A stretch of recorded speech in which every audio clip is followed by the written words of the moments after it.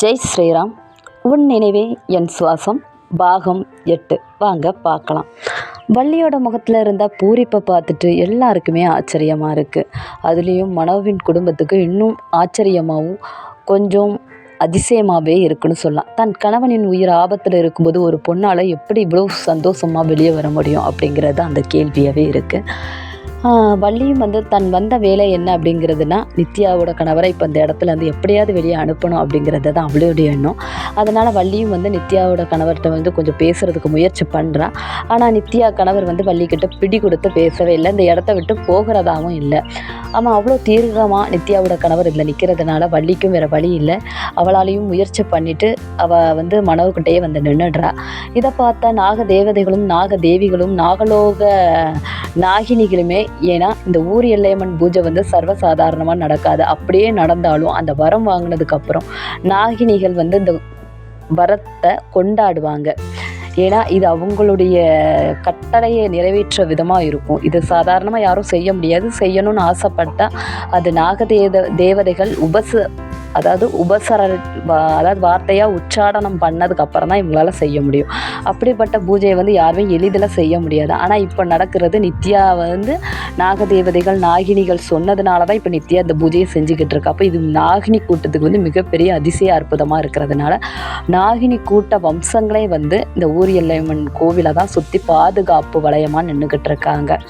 அவங்களுக்குமே வள்ளியோட முகத்தில் இருக்கிற பூரிப்பை பார்த்து ஒன்றும் புரியலைனாலும் நித்யா வரட்டும் அப்படின்னு சொல்லி பொறுமையாக இருந்தாலும் மனசில் அதுவரையும் இல்லாத கலக்கம் இப்போ அவங்களுக்கும் ஏற்படுது. ஏன்னா தான் ஒருத்தனை பழி தீர்க்கணும்னு வந்திருக்காங்க. முன்ஜென்ம பகையை தீர்த்துக்கணும்னு வந்தவங்களுக்கு இப்போ அதை தீர்க்க முடியாமல் போயிடுமோன்ற பயம் அவங்க மனசுலையும் எழுறுது.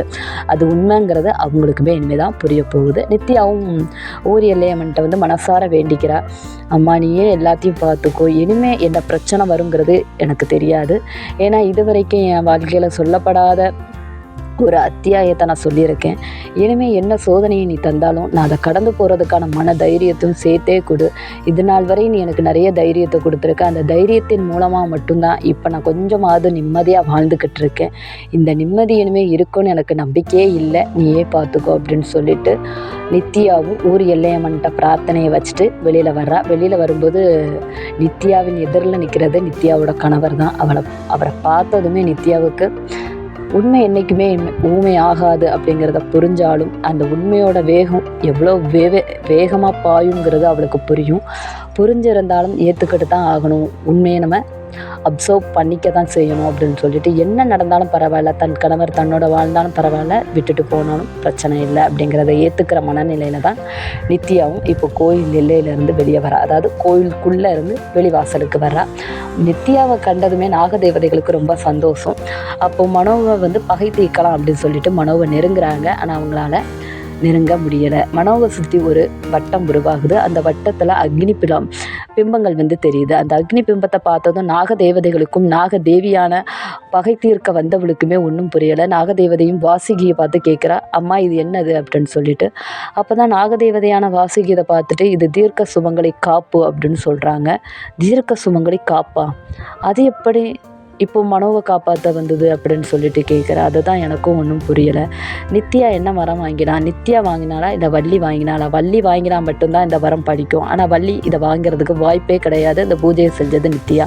அப்போ வரம் வாங்கினது யார் அப்படின்னு சொல்லிட்டு தேவதையான வாசுகி நித்யா கிட்ட கேட்குறாங்க, நீ என்ன வரம் வாங்கின அப்படின்னு சொல்லிட்டு.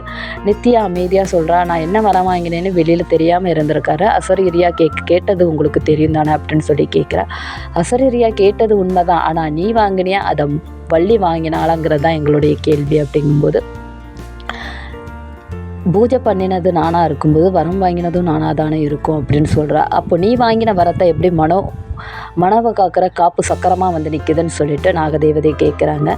அதுக்கு நித்யாவால் எந்த ஒரு பதிலுமே இப்போதைக்கு அவளால் சொல்ல முடியாமல் தவிக்கிறா. அப்போ நாகதேவதைகளும் பார்க்குறாங்க, இவ எப்படி இந்த வரம் வாங்கியிருக்கா அப்படின்னு சொல்லிட்டு அவளுடைய முற்காலத்தையுமே அந்த காலச்சக்கரத்தில் ஓட விடுறாங்க. ஓட விடும்போது தான் அவங்களுக்கே கொஞ்சம் ஷாக்காக இருக்குது.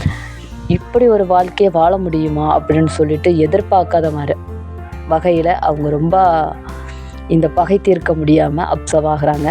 அது மட்டும் இல்லை, நாக தேவதையான வாசுகி என்ன பண்ணுறாங்கன்னா, அவள் என்ன வரம் வாங்கினா, அவள் வாழ்க்கை முறை என்ன அப்படிங்கிறத முற்காலத்தையும் உணர்ந்து வந்து செயல்படுறதுனால அந்த காலச்சக்கரத்தை அப்படியே பிம்பமாக காட்டுறாங்க. அதை ஊரில் இருக்கிற அனைவருமே பார்க்குறாங்க. வள்ளி, நித்யா, மனோ எல்லாருமே அவங்கவுங்க வாழ்க்கையை எந்த விதத்தில் வாழ்ந்தாங்க, இதில் நித்யா எப்படி மாறுபட்டு உள்ள நுழையிறா, நித்யா எப்படி இந்த வரம் வாங்கினா அப்படிங்கிறத இந்த கதையாகவே இனிமேல் நம்ம தொடரலாம். நித்யாவோட வாழ்க்கையில் மனோ எப்படி வந்தான், மனோவை ஏன் அவள் அவ்வளோ நேசிச்சா, உன் நினைவே என் சுவாசம்ங்கிற நாவலோட இனிமே தான் அத்தியாயங்கள் தொடரப்போகுது. ஜெய் ஸ்ரீராம்.